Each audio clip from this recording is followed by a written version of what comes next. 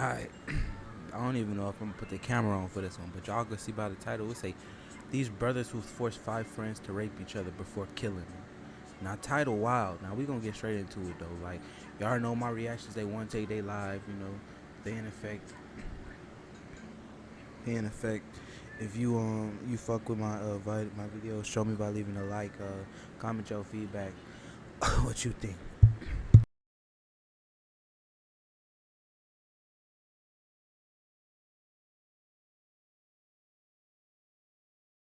Evening in 2000, what should have been an ordinary night of friends gathering in Wichita, Kansas, turned into a gruesome nightmare. It was a crime spree that would shake the city to its core. It was a story of senseless brutality, survival, and an unrelenting pursuit of justice. Two brothers, Reginald and Jonathan Carr, raised in a life of neglect, abuse, and crime, would go on to commit some of the most heinous acts in Wichita's history. They would force a group of innocent friends to endure unimaginable horrors before executing them in the snow. Only one would live to tell the tale. Then, in a second case, we have Tamerlan and Dzhokhar Tsarnaev, another pair of incredibly evil brothers who were responsible for the 2013 Boston Marathon bombing, which killed 3 people and injured hundreds. Keep watching to find out how these two pairs of killer brothers came to become the despicable monsters that would one day destroy lives.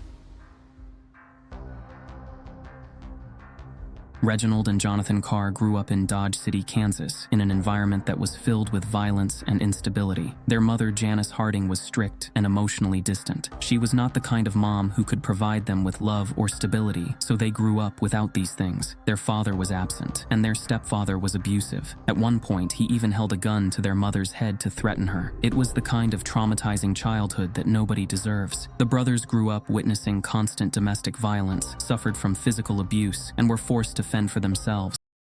Like I said, like I always say, ladies, if he harming you in front of your child, if he harming you, get away from that nigga. Even when it came to finding food to eat, Reginald became a troublemaker and dropped out of school. It was then that he went from committing petty crimes to violent offenses. Jonathan, while he wasn't as outwardly aggressive as his brother, still suffered from deep emotional trauma. This caused him severe depression and other mental health issues. When he was just 16 years old, he attempted to take his own life by drinking antifreeze, but did not end up being successful. By the time they reached adulthood, the brothers were completely immersed in a life of crime. Reginald had already served time in prison, and Jonathan, though not as much of a hardcore criminal as his brother, was being more and more affected by Reginald's influence. Their early lives were a tragic taste of the monsters they would one day become, and the horrors they would unleash upon the city of Wichita. It was on December 8th, 2000 when the Carr brothers would go on a brutal rampage unlike anything Wichita had ever seen. It would destroy lives, break apart families, and would change the city forever. They began by targeting a man named Andrew Schreiber. He was a 23-year-old assistant baseball coach who had stopped at a convenience store and was simply minding his own business. Armed and aggressive, the brothers forced him at gunpoint to get into his own vehicle and made him drive to several ATMs to withdraw a total of $800. Throughout the terrifying ordeal, Schreiber did everything the brothers asked, just hoping it would save his life. Before eventually abandoning him in an isolated area, the Carr brothers shot out his car tires to prevent him from trying to go get help. Miraculously, Schreiber survived the ordeal, was able to contact the cops, and provided a description of the men who attacked him. But at that point, the cops thought this was just an isolated incident, a couple of petty thieves who were just trying to make a couple bucks through a robbery. They had no way of knowing the horror that was yet to come. They built this shit up. They ain't just robbing it. Just 3 days later, on December 11th, the brothers struck again. This time they targeted a woman named Ann Walenta. She was a 55-year-old cellist with the Wichita Symphony Orchestra. That night, after returning from a rehearsal, Ann parked in front of her upscale suburban home just like she always did. As she gathered her belongings, she noticed a man approaching her vehicle, claiming to need help. She sensed that danger was coming and got back in her car and attempted to drive away. Tragically, it was too late. Reginald Carr pulled out a gun and fired multiple shots into the driver's side window. The glass shattered and bullets. Why y'all shot her? What the fuck? It struck Anne multiple times as she collapsed in excruciating pain. Despite everything, Anne showed amazing strength. Somehow she managed to lean on her car horn, creating a loud, persistent noise that caught the attention of a neighbor. First responders rushed to the scene, and Anne, though she was critically wounded, was able to give the cops a brief description of her attacker. For a moment, it seemed she might survive. Tragically, though, on December 13th, she succumbed to her injuries. The news of her death shocked the community, and the city of Wichita mourned the loss of a beloved musician. A local cellist, was injured in a separate attack and died later at the hospital. But still, Wichita was unaware that this was just the beginning. December 14th of 2000 would be the night of an unimaginable tragedy that would become known as the Birchwood Massacre. That evening, 5 close friends gathered at a triplex on Birchwood Drive in Wichita. Their names were Jason Befort, Brad Haka, Aaron Sander, Heather Muller, and another woman who was identified. Verdict was eventually reached. We're coming on the air briefly right now because the jury has reached a verdict in the trial of Jahar Tsarnaev, the young man who, along with his brother Tamerlan, terrorized the city of Boston by setting off dual bombs at Boston's Marathon, a historic event, on April 15, 2013. 3 people were killed, 260 injured, and the jury has now found Tsarnaev guilty on the first of 30 counts on which he is facing. That count is using a weapon of mass destruction resulting in death. This is a charge that carries the potential of a death penalty. Many of the family members of the victims and those who survived the horrific ordeal wanted to see Dzhokhar receive the maximum possible punishment for this despicable act that transformed the lives of so many people forever. In 2015, they got their wish. The jury deciding the fate of Boston Marathon bomber Jahar Tsarnaev has reached a verdict. They have sentenced him to death. 7 men and 5 women reached this decision after about 14 hours of deliberations and after finding Tsarnaev guilty of all 30 charges against him. Though his sentence was briefly overturned in 2020, the U.S. Supreme Court later reinstated it. Today, he sits on death row at a supermax prison in Florence, Colorado, awaiting execution. 2 pairs of brothers, 2 ruthless crime sprees, and countless lives forever changed. The Carr brothers left a trail of devastation in Wichita, unleashing unimaginable terror on their innocent victims before justice finally caught up with them. Meanwhile, the Tsarnaev brothers transformed a day of triumph in Boston into a scene of horror, shattering lives in an instant. Both cases are haunting reminders of how ordinary people can find themselves face to face with unthinkable evil. These cases leave us with some difficult questions. What drives people to commit such heinous acts? Could anything have stopped them before they reached the point of no return? And perhaps most chillingly, are there others out there right now, walking among us, harboring the same darkness? Let us know your thoughts in the comments. Do you believe justice was served in these cases? And how do you think society can prevent tragedies like these in the future? Thanks for watching, and don't forget to like and subscribe.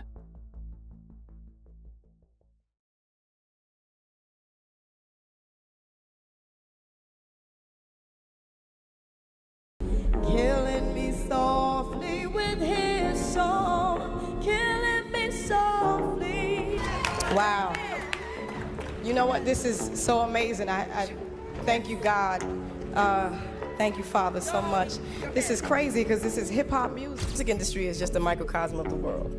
So whenever you stand for something and you stand for goodness and truth, you will always get resistance. That's period. All right, let's talk about Lauryn Hill. We all know her, we all love her, right? That voice, those lyrics, that impact. But behind the iconic Miseducation, there's a story that's way deeper than just a hit album. We're talking about a woman who stood her ground in an industry that's notorious for chewing people up and spitting them out. Think about it. How many artists have we seen rise to fame only to seemingly lose themselves along the way? How many have compromised their values, their morals, just to stay in the spotlight? We've all heard the whispers, the rumors about powerful music moguls pushing artists to make deals with the devil, essentially sacrificing their souls for a taste of fame. Well, Lauryn Hill refused to play that game. She wouldn't compromise. She wouldn't sell out. Many believe the...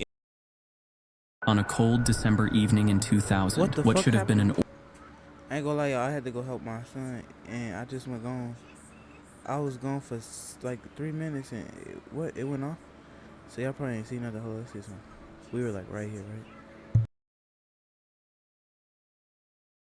Help. She sensed that danger was coming and got back in her car and attempted to drive away. Tragically, it was too late. Reginald Carr pulled out a gun and fired multiple shots into the driver's side window. The glass shattered and bullets struck Anne multiple times as she collapsed in excruciating pain. Despite everything, Anne showed amazing strength. Somehow she managed to lean on her car horn, creating a loud, persistent noise that caught the attention of a neighbor. First responders rushed to the scene, and Anne, though she was critically wounded, was able to give the cops a brief description of her attacker. For a moment, it seemed she might survive. Tragically, though, on December 13th, she succumbed to her injuries. The news of her death shocked the community, and the city of Wichita mourned the loss of a beloved musician. Ann Walenta, a local cellist, was injured in a separate attack and died later at the hospital. But still, Wichita was unaware that this was just the beginning.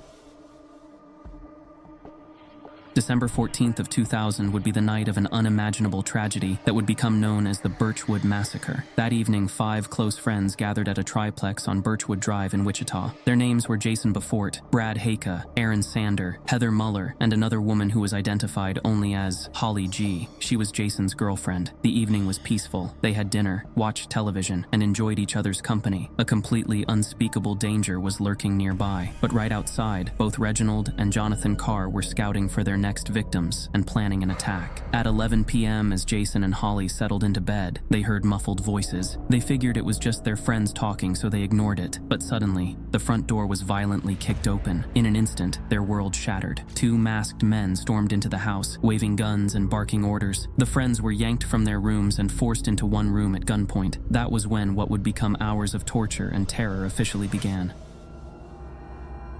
The Carr brothers demanded cash, jewelry, and ATM cards. They split up, with one brother taking Aaron and Brad to withdraw money from ATMs while the other remained behind to guard the hostages. When the first group returned, the violence escalated to unspeakable levels. The Carrs forced their victims to take their clothes off and violate each other. All the while they watched, laughing. They subjected the women to brutal sexual assault, alternating between psychological torment and physical violence. The cruelty seemed endless. Finally, after So he made them come back home, get naked, and start fucking.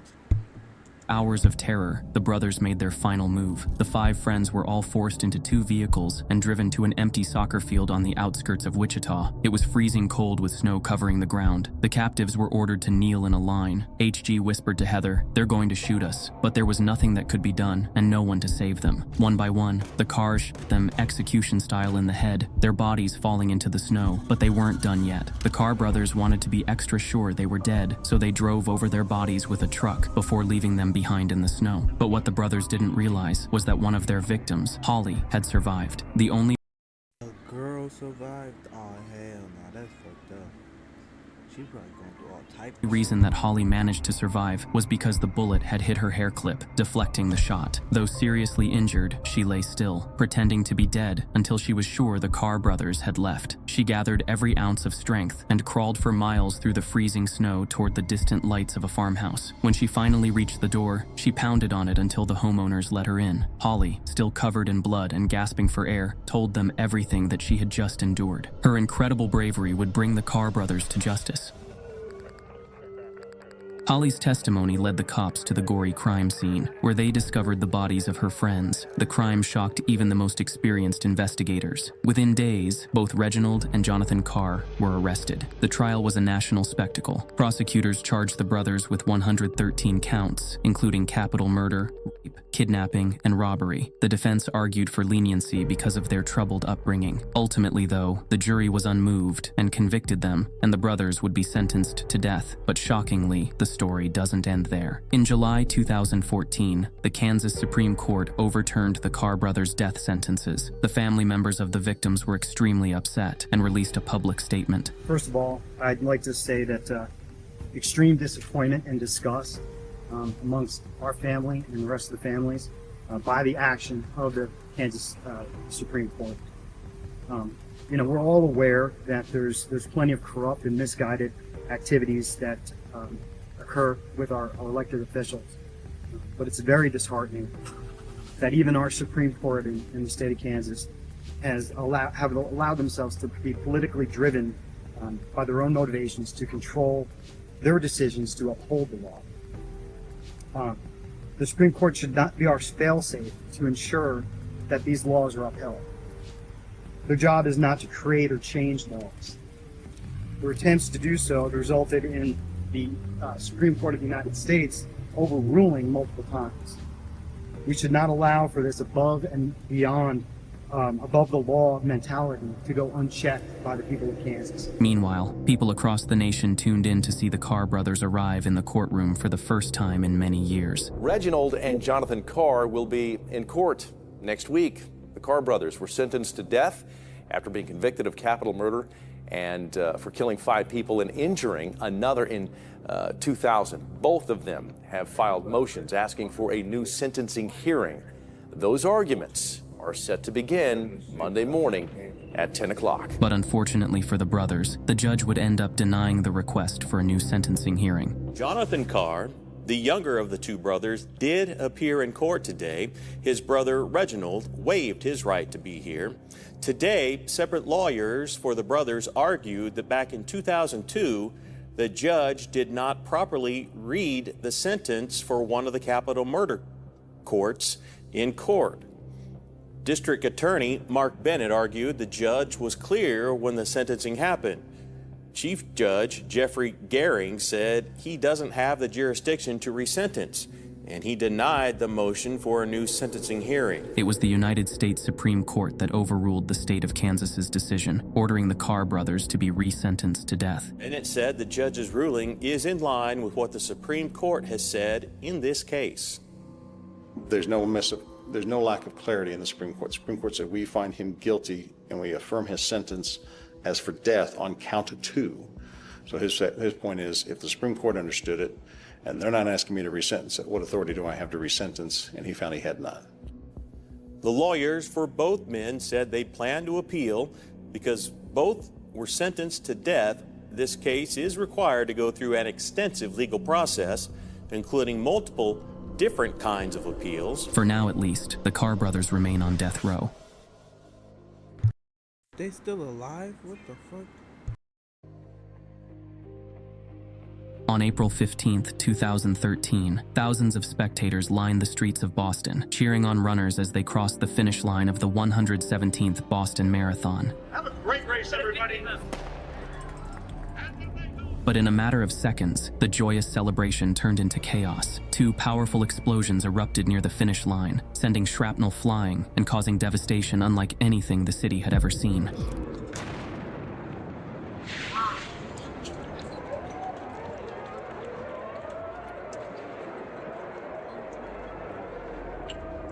The bombs, crudely constructed from pressure cookers, ball bearings, and nails, were designed to inflict maximum damage. 3 innocent people lost their lives, including an 8-year-old boy, and over 280 others were injured. Many of them were left with life-altering wounds, including the loss of arms and legs. As smoke filled the air and sirens blared, law enforcement raced against time to find the perpetrators. The entire country held its breath, desperate for answers. What followed was one of the most intense manhunts in U.S. history. There were 2 people responsible, Tamerlan and Dzhokhar Tsarnaev. But first, to understand how 2 brothers could become filled with so much hatred that they decided to plan an attack that would change hundreds of lives forever, we have to start at the beginning.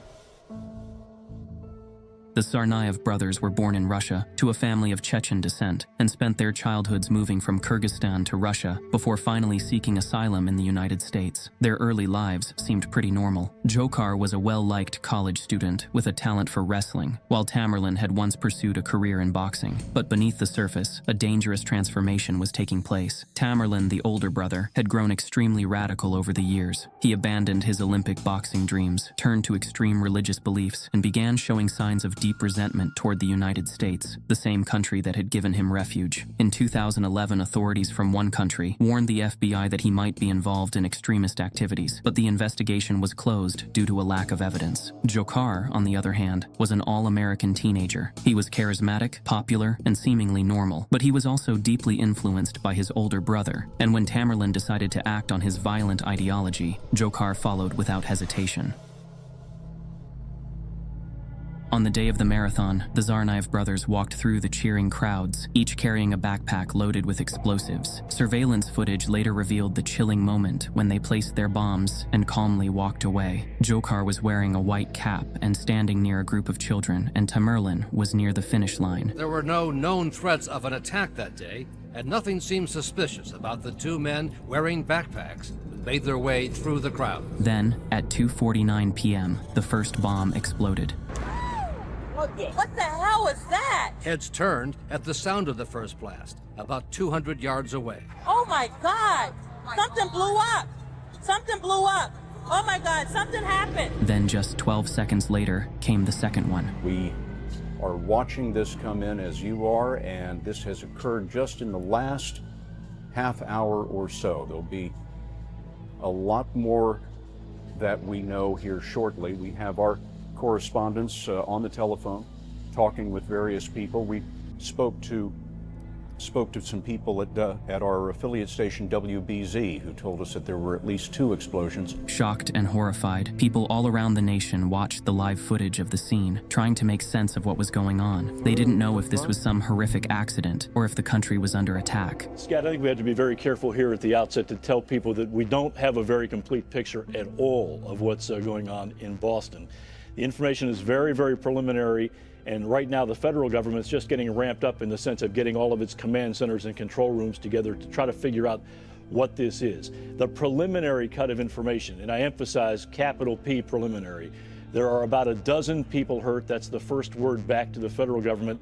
About a dozen people hurt. No confirmed fatalities right now. So far, and we don't know whether this was an accident, a natural gas explosion, or something more sinister. There have been no claims of any kind of responsibility. That doesn't necessarily mean anything, but as a starting point. The aftermath was sheer devastation. Limbs were torn from bodies, blood covered the sidewalks, and screams filled the air. In the chaos, the brothers blended into the panicked crowd and disappeared. What struck you about it? Just the magnitude of it. It wasn't something small. It wasn't something insignificant. Within minutes, more than 1,000 police and federal law enforcement agents would embark on the largest investigation and manhunt of its kind in the United States. For days, law enforcement scoured through thousands of surveillance images and videos. Finally, there was a breakthrough. There was footage captured of the 2 brothers calmly walking away from the blast site. Their images were released to the public, and suddenly, all of Boston was on edge. The Tsarnaevs knew their time was running out. They needed more weapons, so they ambushed and executed an MIT police officer named Sean Collier in a failed attempt to steal his gun. Then, they carjacked a man, even confessing their crimes to him before he made a daring escape and alerted the cops. Using the vehicle's GPS, authorities tracked them down in Watertown, Massachusetts. What followed was an all-out war in the streets. The cops exchanged gunfire with the brothers, who hurled homemade explosives at officers. They have explosives, some type of grenades. They're in between houses out here. Shots fired. Tamerlan was eventually tackled to the ground, but in a shocking turn of events, Dzhokhar, trying to escape, ran him over with their stolen SUV, dragging his body under the wheels before speeding away. Tamerlan was dead, but Dzhokhar, now gravely injured after being shot by the cops, wasn't finished yet.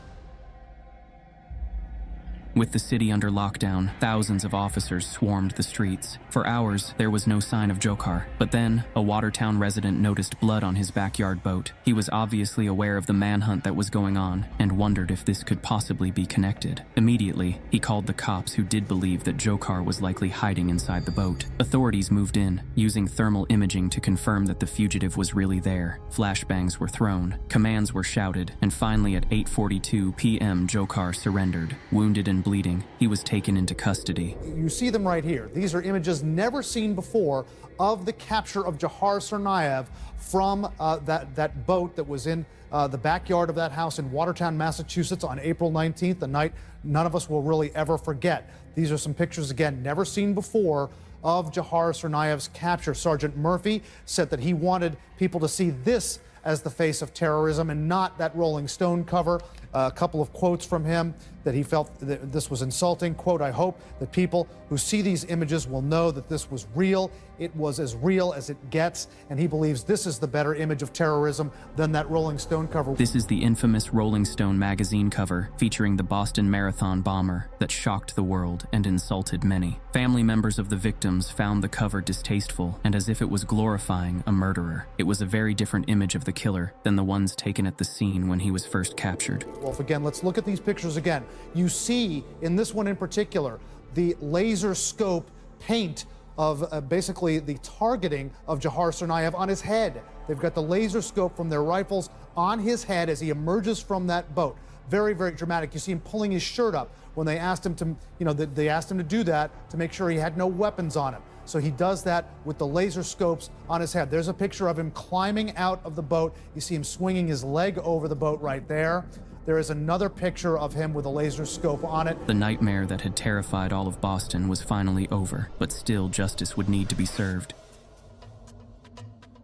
Dzhokhar Tsarnaev faced 30 federal charges, including the use of a weapon of mass destruction. His trial was one that was followed by people all around the world. All of the nation tuned in when the verdict was eventually reached. We're coming on the air briefly right now because the jury has reached a verdict in the trial of Jahar Tsarnaev, the young man who, along with his brother Tamerlan, terrorized the city of Boston by setting off dual bombs at Boston's Marathon, a historic event, on April 15, 2013. 3 people were killed, 260 injured, and the jury has now found Tsarnaev guilty on the first of 30 counts on which he is facing.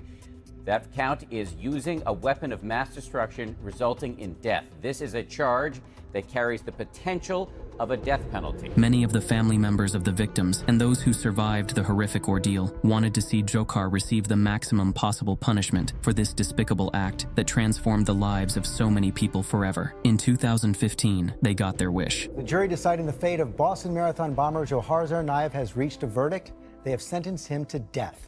7 men and 5 women reached this decision after about 14 hours of deliberations and after finding Tsarnaev guilty of all 30 charges against him. Though his sentence was briefly overturned in 2020, the U.S. Supreme Court later reinstated it. Today, he sits on death row at a supermax prison in Florence, Colorado, awaiting execution. 2 pairs of brothers, 2 ruthless crime sprees, and countless lives forever changed. The Carr brothers left a trail of devastation in Wichita, unleashing unimaginable terror on their innocent victims before justice finally caught up with them. Meanwhile, the Tsarnaev brothers transformed a day of triumph in Boston into a scene of horror, shattering lives in an instant. Both cases are haunting reminders of how ordinary people can find themselves face to face with unthinkable evil. These cases leave us with some difficult questions. What drives people to commit such heinous acts? Could anything have stopped them before they reached the point of no return? And perhaps most chillingly, are there others out there right now, walking among us? I know it's like an organization. They'll let you get away with killing people and pay you. So you just gotta understand, they probably was working with them. That's why the government didn't catch them until they fucked up and had victims make it. Other than that, though, that was my take on these fucked up brothers. What y'all think? Y'all think this is real?